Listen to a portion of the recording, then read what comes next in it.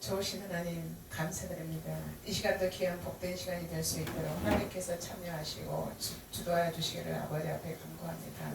우리가 우리 주 예수 그리스도를 모시고 주님의 영광을 위하여서 살아야 되는데 우리가 때로는 알지 못하여서 바로 살지 못할 때가 있습니다. 그러나 그럼에도 불구하고 하나님께서 친히 시시때때로 간섭하시는 영광의 주님이신 줄 믿습니다. 이 시간 학장님 강의를 통하여서 우리 모두가 우리 주님이 바로 정립되어져서 어떠한 상황과 어떠한 환경에도 주님을 떠나지 아니하고 오직 주님만 바라보고 살 수 있는 귀하고 복된 나라를 맞이할 수 있도록 하나님께서 함께해 주시기를 바라고 원하며 귀한 학장님 힘을 다하여 주시옵시고 능력을 다하여 주셔서 영육간의 강건함을 통하여서 피곤치 아니하도록 역사하여 주시기를 간절히 바라고 원하며 우리 주 예수 그리스도 이름으로 기도드립니다. 아멘. 우리 서 교수님이 이렇게 개강 기도하신 것은 여기 신론 다음에 인간론을 하고 그 다음에 기독론을 해야 되는데 우리 서 교수님이 인간론을 이번 학기에 담당하셨기 때문에 기도를 요청을 했습니다. 조직신학 서론에서는 세 파트를 우리가 상고할 수 있었습니다. 첫째는 종교가 뭐냐, What's religion? 그 다음에 두 번째 파트에서는 계시가 뭐냐, What's revelation? 그 다음에 세 번째 파트에서는 성경에 대해서, 여기 성경이라 할 때 바이블이라 하기 표현보다는 스크립처. 그 스크립처에 대해서 우리가 상고했고, 그 다음에 신론에 와서는 하나님의 이름 엘 샤다이 아도나이, 여호와, 또 그 다음에 히브리어로서는 하나님의 데오스, 큐리어스,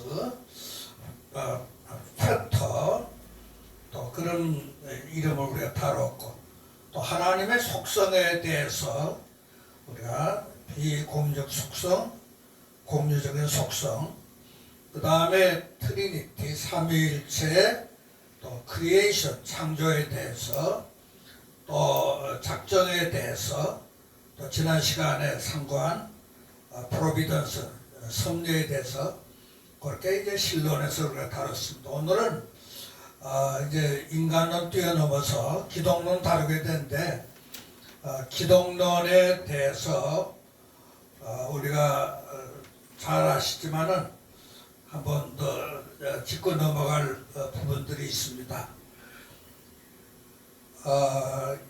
성경에는 그리스도에게 적용된 이름들이 많이 있습니다. 그 어떤 이름들은 그리스도의 본질적 존재를 지적을 하고, 또 어떤 이름들은 그분의 성질을 나타내 주고 있습니다. 어떤 것들은 그의 상태를, 다른 것들은 그의 직책을 표시해 주고 있습니다. 그는 하나님의 아들이시고 인자, 슬픔의 사람, 영광의 주, 메시아, 중보자, 주, 선지자, 제사장, 왕으로 불려지고 있습니다. 이들 이름 중에 5 이름, 즉 예수, 그리스도, 인자, 하나님의 아들, 주, 이것만 여기서 특별히 다루고자 합니다. 먼저 그리스도의 명칭 가운데 예수라는 이름은 단순히 히브리어의 여호수아라는 그런 이름의 히라보 스타일로 여호수아 1장 1절, 또 소선지서 스가랴서 3장 1절에, 또 포로 후에 여러 역사서에 나타난 정교형의 예수아가 에스라 2장 2절, 이 이름은 아마 구원하다, to save라는 히브리어에서 나왔을 것입니다. 이것은 천사가 그의 명칭에 대해서 해석한 것과 전적으로 일치하는 것이 마태복음 1장 21절에 그렇게 나오고 있습니다. 이 이름은 구약의 두 유명한 예수의 전형에 의해 생겨졌는데 그 첫째 전형은 눈의 아들 여호수아인데 그는 하나님의 백성으로 하여금 외적을 정복해 해서 그들을 성지로 인도한 충성된 지도자로서 그리스도를 예표했습니다. 그 두 번째 전형은 여호사닥의 아들 여호수아입니다. 그는 하나님의 백성의 죄를 짊어진 대제사장으로서 그리스도를 예시한다고 스가랴 3장 1절 이하에 그렇게 말씀을 하고 있습니다. 그 다음에 두 번째 그리스도의 그 이름은 그리스도입니다. 그리스도란 이름은 기름 부음을 받은 자, the anointed one이라 그런 뜻을 가지고 있는 것으로 이 신약의 이름은 구약의 메시아란 이름과 똑같은 말입니다. 구약 시대에는 왕과 제사장은 정규적으로 기름 부음을 받았습니다. 출애굽기 29장 7절, 레위기 4장 3절, 사사기 9장 8절, 사무엘상 9장 16절, 10장 1절, 사무엘하 19장 10절 등이 있고 왕은 여호와의 기름 부음을 받은 자로 불려진 것이 사무엘상 24장 6절에 기록이 되어 있습니다. 선지자의 기름 부음에 관한 신뢰는 단 한 군데 열왕기상 19장 16절에 기록이 되어 있으나 시편 105편 15절 또 이사야 61장 1절에도 이와 관련된 듯한 기록이 있습니다. 주유식에 사용된 기름은 하나님의 신을 성령을 상징했습니다. 이사야 61장 1절, 스가랴 4장 1절로 6절, 그리고 주유 그 자체는 성별된 인물에게 성령이 임하는 것을 의미했습니다. 사무엘상 10장 1절, 6절, 10절, 16장 13절, 14절.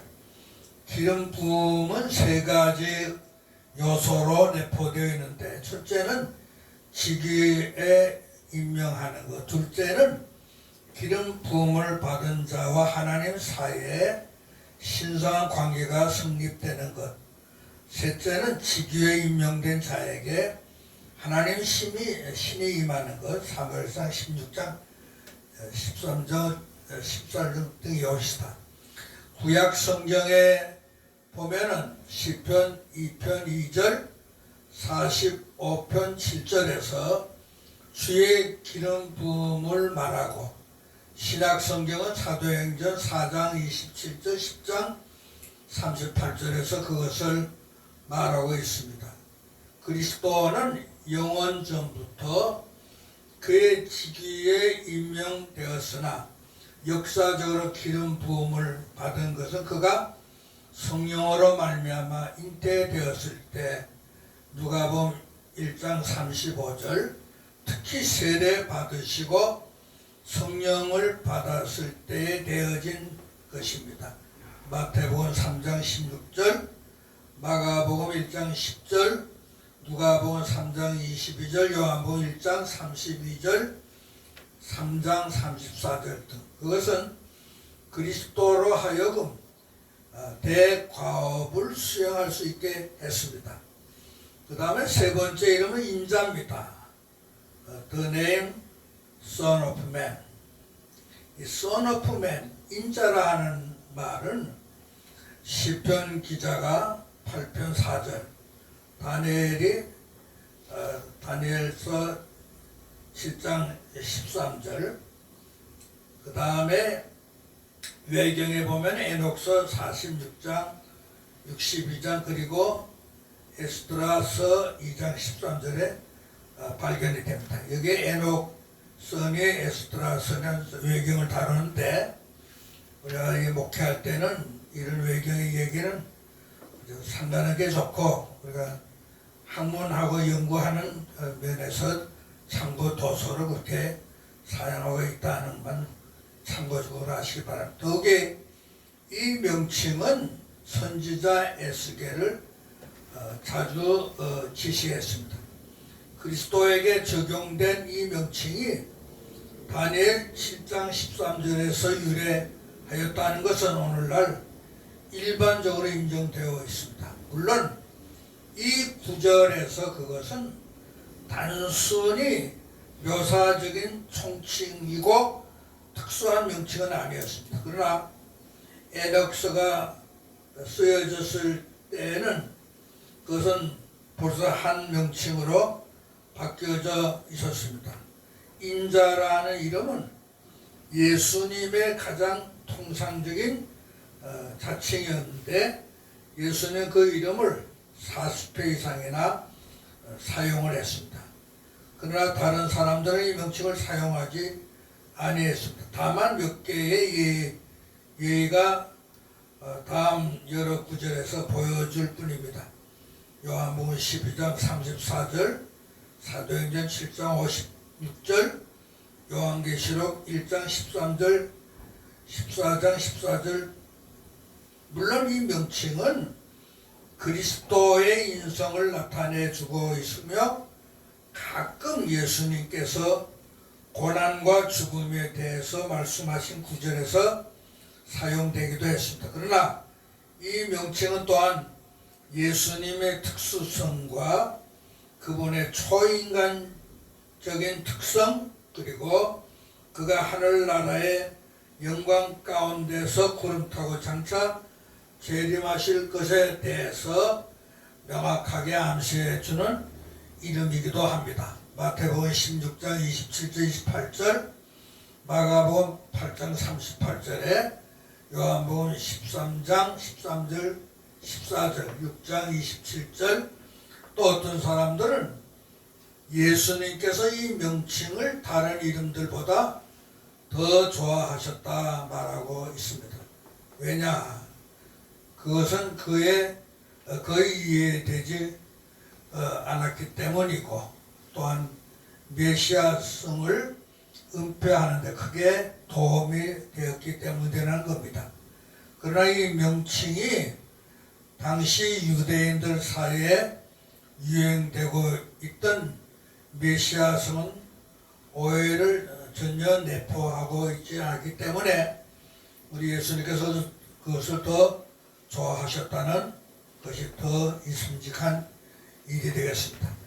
그 다음에 Son of God, 하나님의 아들, 하나님의 아들이라는 이 이름은 구약 성경에서 여러 가지로 사용이 되어 있습니다. 그것은 한 민족으로서의 이스라엘에게 출애굽기 4장 22절, 호세아 11장 1절, 또 다윗의 집에 약속된 왕에게와 또 천사들에게 또 일반적으로는 경건한 사람들에게 적용된 것이 여러 사무엘하 7장 14절, 시편 29편 1절, 잠언 14장 16절에 적용이 됐고, 신약에서는 예수님이 명칭을 전용을 하셨습니다. 그의 제자들과 마귀들까지도 가끔 그 이름으로 예수님을 불렀고 혹은 예수님을 고백하기도 했고, 그리스도에게 적용된 이 명칭은 언제나 정확하게 똑같은 내용 갖고 있는 것은 아니고 그런 것은 다음과 같이 사용이 됐어요. 그것은 하나님의 아들의 이름은 탄생의 의미로 사용이 됐고 또 직위적 메시아적 의미로 사용이 됐고 삼위일체의 의미로 사용이 되는데 탄생의 의미로 사용이 됐다. 그것은 그리스도의 인간성이 그 기원을 하나님의 직접적인 초자연적인 활동에 특히 성령의 활동에 있음을 지시하기 위해서 탄생의 의미로 사용이 됐습니다. 이 사실은 누가복음 1장 35절에서 명백히 표현이 됐고 또 하나님의 아들 이름은 시기적 메시아적 의미로 사용이 됐어요. 그것은 그리스도의 성질보다도 오히려 그분의 직위를 묘사하기 위해서 시기적 혹은 메시아적 의미로 사용이 됐습니다. 메시아는 때때로 하나님의 후사 또는 대표자로서의 하나님의 아들로 불려졌습니다. 마귀는 분명히 명칭을 그대로 사용한 것이 마태복음 8장 29절에 나와 있고 이 명칭은 역시 마태복음 24장 36절 마가복음 13장 32절에도 이런 의미를 갖고 있는 듯합니다. 그 다음에 하나님의 아들이라는 이름은 삼위일체의 의미로 사용이 됐어요. 이 명칭은 이 트리니티 삼위일체의 이위가 되시는 그리스도를 지시하기 위해서 사용이 됐습니다. 이 사실이 바로 그 명칭이 사용되고 있는 바 가장 심오한 의미인 겁니다. 예수님 자신도 이 명칭을 그 특수한 의미에서 꾸준히 사용했어요. 이것은 다음 같은 구절에서 명백히 그렇게 사용되는데 마태복음 11장 27절 14장 28절로 33절 16장 16절 21장 33절로 46절 26장 63절 그리고 다른 복음서에서도 그와 비슷한 구절에서 사용이 됐습니다. 이 구절들 중 몇 구절에는 메시아격의 관념도 역시 다소 들어 있다고 하는 것을 보여주고 있습니다. 그 다음에 그리스도의 명칭에 마지막으로 주라고 하는 이름, 구약 성경에서 그리스도에게 적용된 주라고 하는 이름도 역시 몇 가지 의미를 내포하고 있는데 첫째 어떤 경우는 이 명칭이 단순히 정중하고 존경하는 인사의 형식으로 사용된 것이 마태복음 8장 2절 또 20장 33절에 기록이 되어 있고 또 이런 경우에서 볼 때에 이 명칭은 우리가 정중한 인사에서 가끔 사용하는 바 선생님, 서라고 라는 말보다 더 의미를 더 넘지 못하는 겁니다. 그 다음에 다른 구절에서는 이 명칭은 소유권과 권위를 표현하고 있을 뿐 그리스도의 신격이나 영적, 영혼적인 것에 대한 그리스도의 권위에 대해서는 아무것도 내포하고 있지 않은 것이 마태복음 21장 3절 24장 42절에 명시되어 있고 마지막으로 이 명칭은 그리스도의 높아지신 신분인 승기한 인격과 그의 최고 영적 권위를 표현합니다. 그러고서 사실상 하나님의 명칭과 동일합니다. 마가복음 12장 36절 37절 누가복음 22장 11절 3장 4절 고린도전서 12장 3절 빌립보 2장 11절 특별히 이 명칭은 그리스도께서 부활하신 후에 그에게 적용된 이름으로 그가 교회의 소유자요 통치자라는 사실을 지시하기 위해 사용이 됐습니다. 물론 이 명칭이 부활 전에도 그러한 특수한 의미를 가지고 있음을 표시하는 신뢰가 없는 건 아닙니다. 그런 것이 예수님의 그 산상 때 산상설교 가운데 마태복음 7장 22절, 누가복음 5장 10절에 5장 8절에 나와 있습니다. 이번에는 그리스도의 성질에 대해서 알아보도록 하겠습니다. 성경에는 하나님과 인간 사이에 단 한 분의 중보자가 있음을 가르치고 있습니다. 한편 이 중보자는 신성과 인성의 두 구별된 성질을 지니고 있다고 말하여 줍니다. 그것은 하나님께서 육신으로 나타나셨다고 하는 경건의 위대한 신비인 겁니다. 디모데전서 3장 16절. 이것은 구약 성경에서는 충분히 계시되지 않은 사실로 성경적 의미에서뿐만 아니라 인간의 이해를 초월하고 있다는 점에서도 역시 하나의 신비한 겁니다. 그것이 표현하고 있는 문제는 많은 논쟁을 야기시켰으나 아직 충분한 해결을 보지 못했습니다. 어떤 이는 그리스도의 이성을 구별하는 데 실패하였고 또 어떤 이는 인격의 통일성을 주장하는 데 실패했습니다. 양자를 다 확보하지 못한 해결은 만족한 것으로 간주될 수 없는 거죠. 성경은 우리가 그리스도의 이성으로 구별된 성질을 인정할 것을 요구하고 있습니다. 첫째, 그리스도의 신성에 대해서 알아봅니다. The Divine Nature of Christ. 자, 오늘은 이 그리스도의 디비니티, 신성이 좀 더 특수하게 말하면은 그리스도의 신격이 광범위하게 부정되고 있습니다. 그러나 성경은 이 사실을 명확히 가르치고 있어요.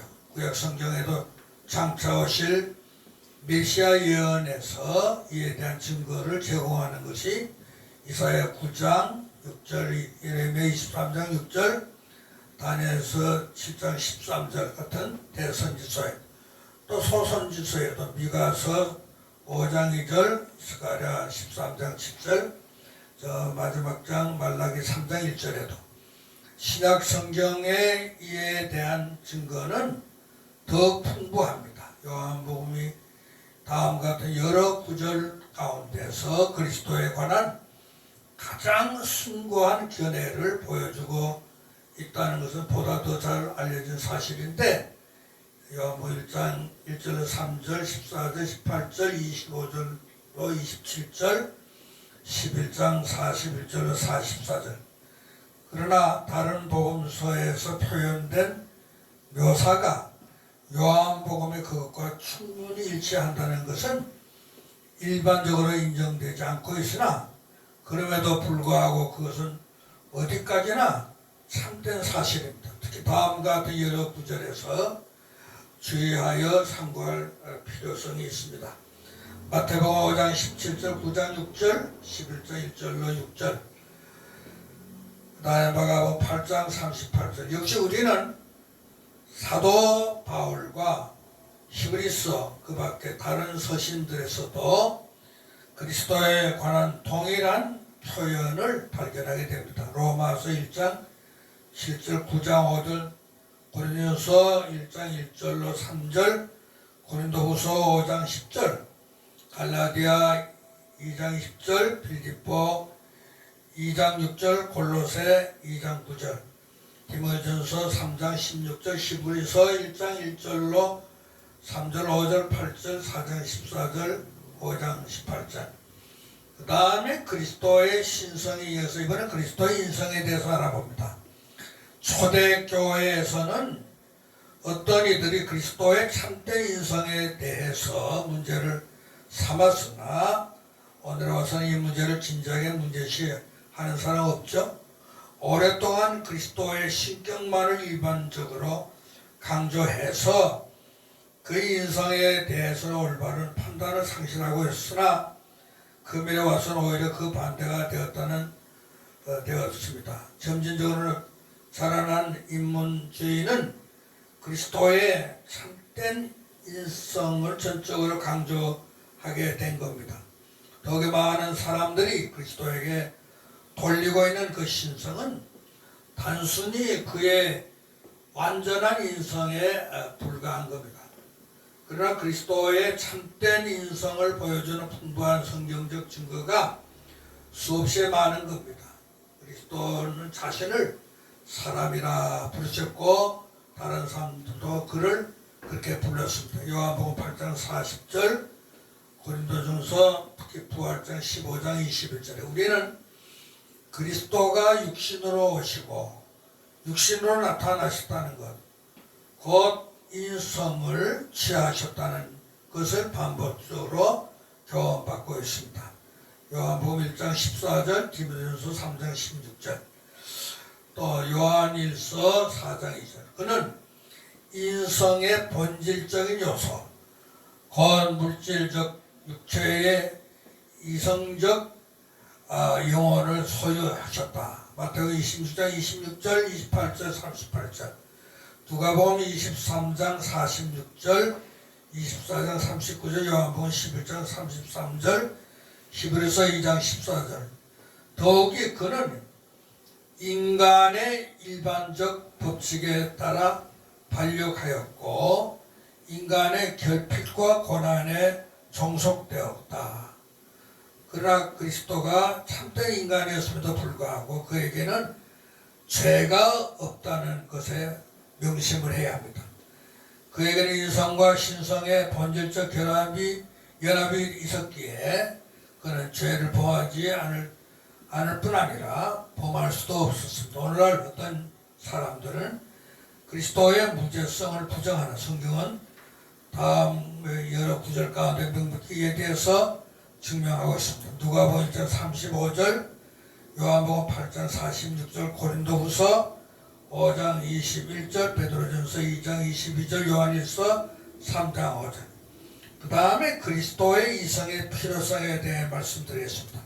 현대에 와서 많은 사람들은 그리스도 예수를 다만 한 인간으로 생각하고 그리스도의 이성의 필요성을 시인하지 않고 있습니다. 그러나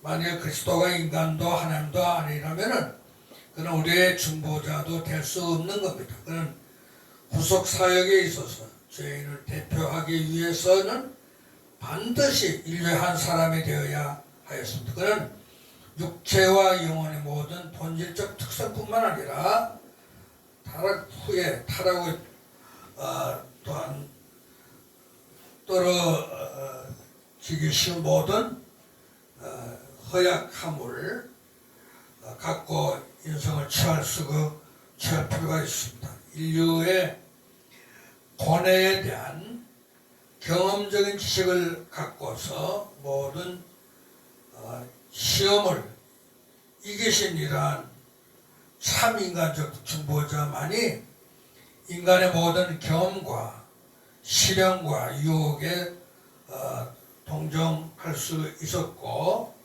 또한 그의 추종자들에 대한 하나의 완전한 인간적인 모범이 될 수 있었던 겁니다.